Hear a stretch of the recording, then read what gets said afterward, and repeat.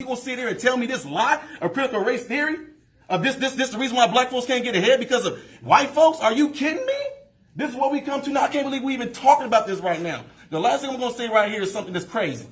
Martin Luther King said he wanted his kids to grow up in a world where they are judged by the contents of their what? Their character, not their skin.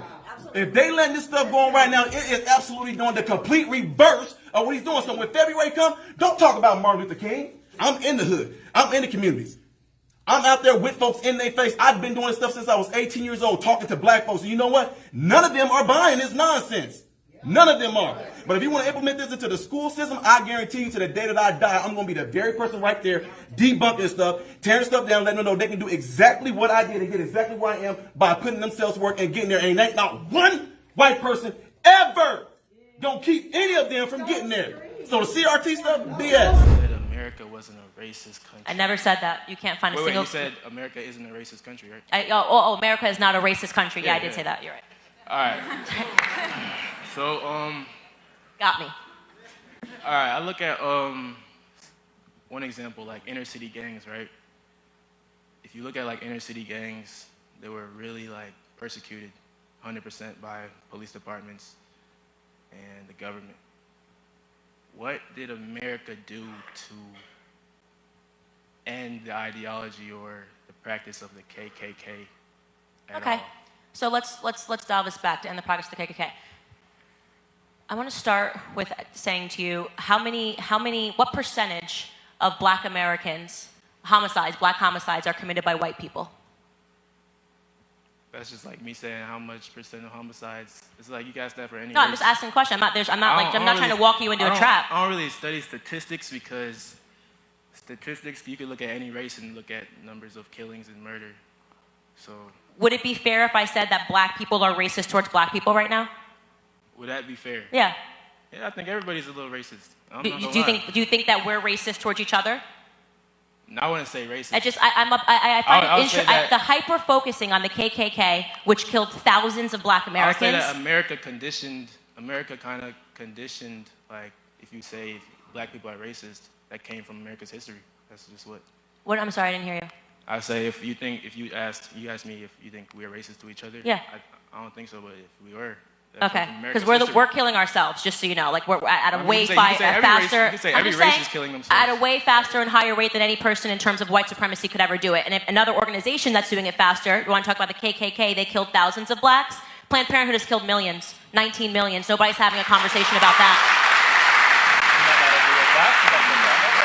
And this is important because the media gets us obsessed with this idea of white supremacy and the history of the KKK. Thousands of blacks were killed by the KKK. And by the way, so were white Republicans, and we were killed by white Democrats, which is why I'm adamantly opposed to Democrats. But nobody wants to have a conversation about what's really killing black America. But black males are probably the most people in prison, so you can't say nothing's being done about it. Well, first and foremost, what are they locking us up for? Are they locking us up because we're black?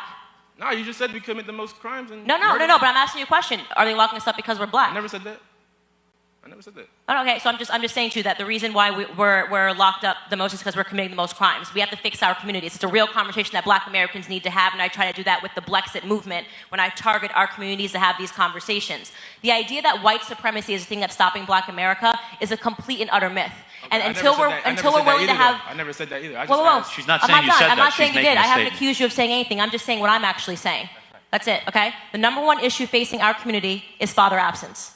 Father absence, okay? I disagree, but okay. Excuse me? I disagree, but okay. Okay, well, you said you brought up the prisons, right? If you grow up without a father in the home, you're 20 times more likely to end up behind bars. You want to know who I got that from? President Barack Obama. He talked about the stats of what it does when you destroy the black family. The destruction of the black family, if you want to talk... Oh, wait, I'm not done. The destruction of the black family happened because of Democrats and what they did in the 1960s, I agree. LBJ and his Great Society Act and the welfare system. We can talk about all of those things. The very last thing we should be talking about, if I had to make a list of 100 things that's really screwing up the black community, white supremacy wouldn't make the list. But I wasn't even asking about the black community. I was just saying, you said America wasn't a racist nation. It's not. It's not. All right, so look. It's not. The Black Panthers were all locked up and killed by the government.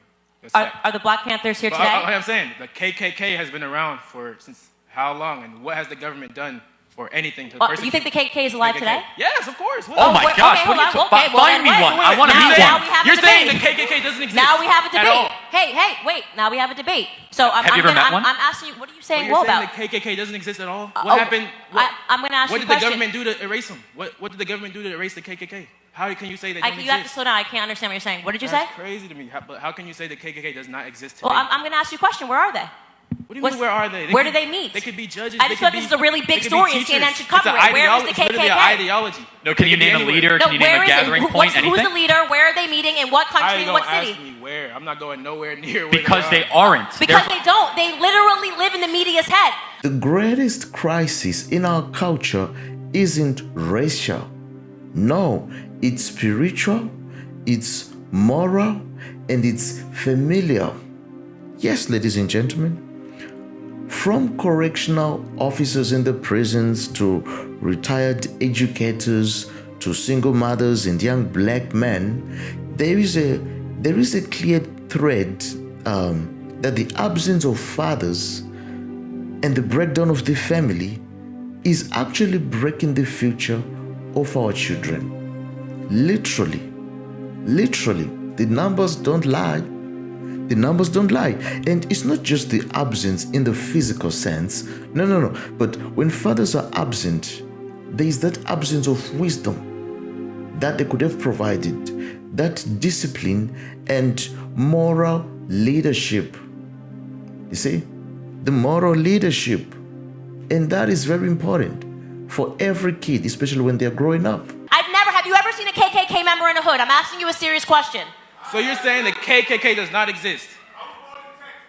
All right, come down. No, come down. I'm dying to see this because I have asked every journalist that brings this up since Charlottesville to tell me where the KKK meets. So, in Houston, Texas, there was an event through a predominantly black neighborhood known as Acres Homes that was protected by the police, and they were escorted through a black community. So that's the issue.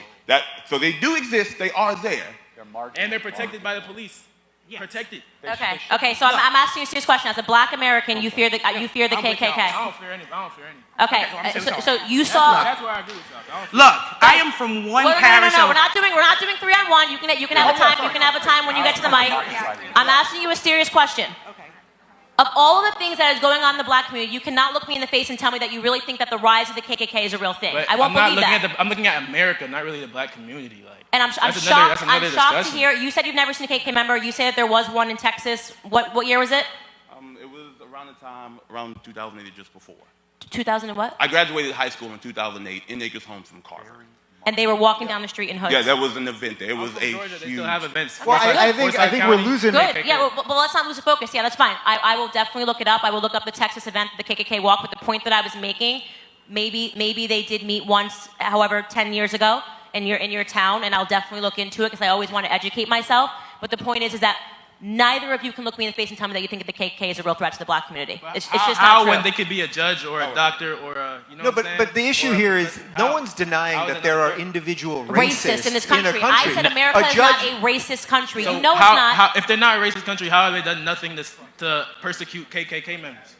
Like what? David Duke. David Duke is a known KKK. Yes, David Duke endorsed a Democrat running for president this cycle. I just have to say that. Why is he not in prison?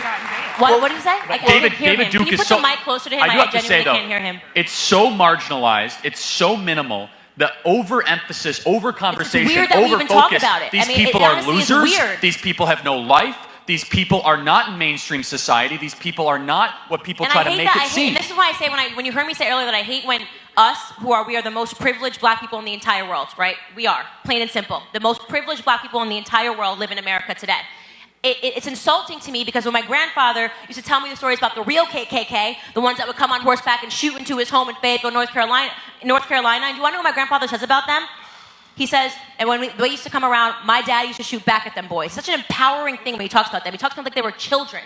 He tells me stories about when the black mothers would come out and take the hoods off and yell at them and say, "Is that you, Peter," or whatever their names were? And then when you come up and you say it like, "What are we going to do about the KKK members?" You're not afraid of them. I know you're not afraid of the KKK members. I'm not afraid of them. You're not. So why are we talking about them? Why are you even giving them the air or the conversation because you once saw them 10 years ago? All America did was walking down the change street? laws, and all they did was have to change their methods. They could have just changed their methods. But what did they do? Did they shoot and kill? I generally am trying to understand, where are the KKK? Are they killing black people? Because if they are, they definitely should be prosecuted. Laws against murder. I think that the issue, the thing he's trying to bring forward is that when you look at the historical treatment of organizations or groups of people of color, whether it's Black Lives Movements or Black Panther and so on, the moment that they were demonized, they were listed as terrorist organizations. Why has it never been that the Ku Klux Klan was demonized or listed as a terrorist organization? They were never demonized? The Ku Klux By the government? Never. Has the government because ever they were listed the them? government. They were Democrats. Well, yeah, that's just not true. The Oklahoma City bombing was categorized as a terrorist act, so you're incorrect there. So the Fort Hood massacre was terrorist. I was a common engineer. I was trained by some of the same people who knew the guy, so I understand. So let me ask you a question: Was the Waco complex considered a terrorist organization by the FBI? Yes or no? The Branch Davidians. It should be. Oh, but they were white. You said that never happened against white supremacist organizations. No, I said the Ku Klux Klan. I'm talking about the Klan in It is a similar type organization. The Branch Davidians were misinterpretation for almost the entirety of America. The Branch Davidians were a white supremacist organization. As a terrorist organization. Guys, I'm going to wrap this up because if I genuinely thought that you thought the KKK was alive and well, we'd have a full, long conversation about this. What we're talking about here is that you want to ignore, and this is what genuinely frustrates me so much about the black community, you want to ignore all the really big issues that we should be talking about, okay? We all know what's going on in our communities. We just had another rapper that was gunned down. We know about black-on-black crime. We know about abortion. We know about the education system. We know about Antifa, which is the closest thing that I've seen to white supremacy since I've been alive, is Antifa, which is the modern-day KKK. So I agree with you on all of those. That show up, I agree. okay? And the media that demonizes. But instead you want to talk about something that you have to pull your memory from 10 years ago when they were walking down the street in Texas. What do you think started black-on-black crime? It hasn't always been a big problem as what you're talking about. What do you think started? I already told you what I thought. Father absence started black-on-black crime. And what started the biggest father absence in America in the black community? Lyndon Baines Johnson in 1964. Was he not American government? That's what I'm saying. And let's do a present. Look, what I'm saying is I don't really care. I don't care about Democrats and Republicans. Who is still encouraging father absence? Democrats and Republicans are the same. It's the same government. That's what y'all don't see. Like I'm neither. Political parties are literally to divide us because Democrats and Republicans are the same. I think you and I agree on the fact that there are problems. What we disagree with is that I am telling you that the left started it, the Democrats started it, and the Democrats are still perpetuating it. And the way that they're able to perpetuate it is by getting you to stand up here and ask me a ridiculous question about the goddamn KKK when we should be talking about father absence and abortion and black-on-black crime. Thank you for your question. And the insanity of today's generation, ladies and gentlemen, when somebody speaks the truth, guess what? They are called racist or bigots. Literally, when someone points to physical responsibility, they are dismissed as lacking compassion. And when somebody says, raise the expectations, guess what? They are accused of oppression. They are called oppressors. Literally, a generation that despises correction, that hates truth, and chooses emotion over evidence and logic. Isn't that concerning? That is very concerning. Yes, the internet is giving everybody a platform, but the wisdom of the elders somehow is being drowned out by the foolishness of today's crowds. The foolishness of today's crowds. People now have a tendency of following the trends, mainstream media, over truth. Wherever they are the crowds, that's what people are choosing to support.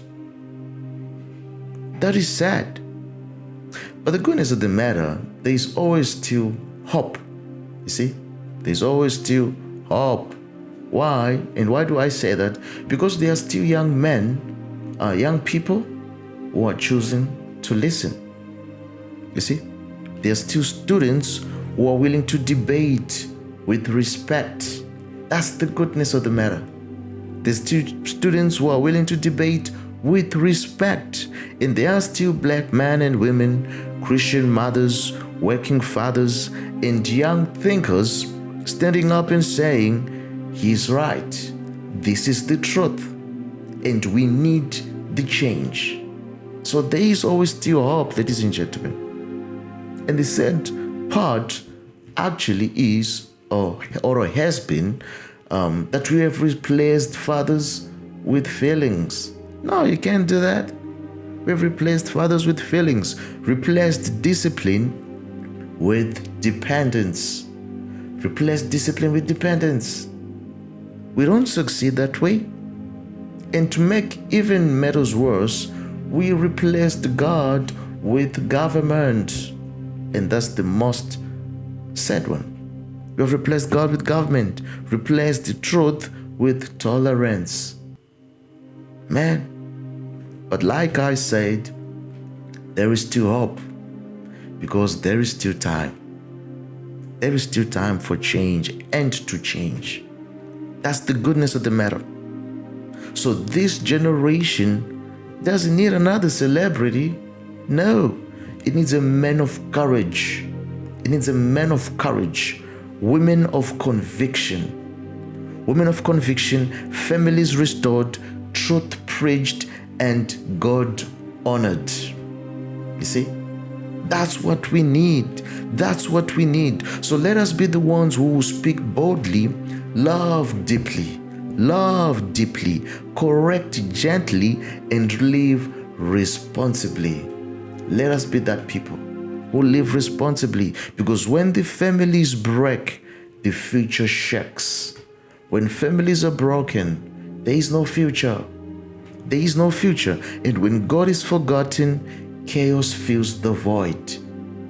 Chaos fills the void. You see? So, ladies and gentlemen, it is time to repent.